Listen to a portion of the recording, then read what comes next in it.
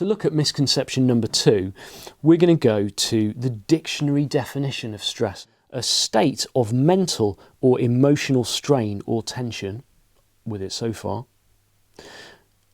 resulting from adverse or demanding circumstances. Wah, wah, wah. So that's where it goes off the rails for me. So I'm with it. A state of mental or emotional strain or tension. Yeah, I'm totally with that. That's how I would define stress. Resulting from adverse or demanding circumstances. That's outside in thinking. That's not how it works. That's the illusion. That's the illusion. It's not how it works at all.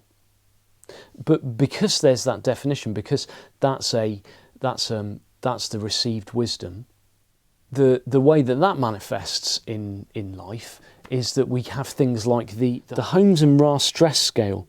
The top 10 most stressful life events are death of a spouse or a child, divorce, marital separation, imprisonment, death of a close family member, personal injury or illness, marriage, I think getting married, dismissal from work, marital reconciliation, retirement, and then there's a whole load of other ones as well. And so you can sort of calculate how stressed you should feel.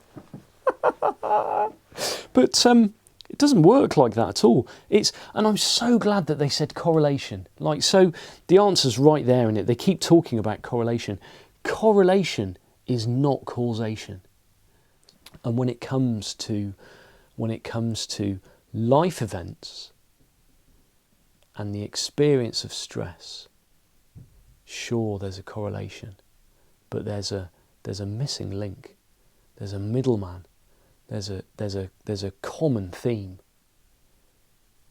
and that's how much we invest in our thinking. That's how seriously we take our thinking. Thought is the missing link. Thought is the missing link there. Look to your own experience, and I'll tell you what. When I look to my own experience, if I look to that list. Death of a close family member.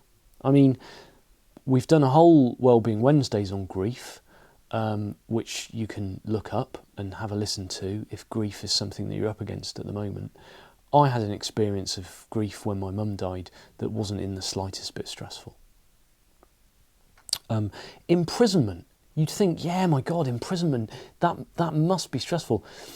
If you look up the work of Beyond Recovery, or you go and look up, for instance, the TED Talk of Anna Debenham called Everything That We Need to Thrive is Already Within Us, that you can find on YouTube.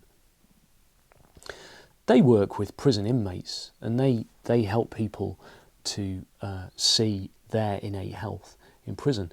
And I've watched interviews, I've met prisoners who've since come out, who've been exposed to the inside out understanding and have said that they found freedom in prison that they did not have out when they weren't in prison. So I'm sorry, it's not causal. There are exceptions absolutely everywhere. Marriage. Whole load of weird and wonder. Anyone who attended our wedding will remember it. It was very memorable because a whole load of things went wrong. We had a power cut. We had the tap exploded in the kitchen the morning of it, and people weren't there for that, but we had to get that sorted. And then most memorably, we ran out of water. We lived out in the countryside, and we had a big old water tank in the garden, buried in the garden, and a pump in the house. And there were so many people at the wedding flushing the toilet that we ran out of water.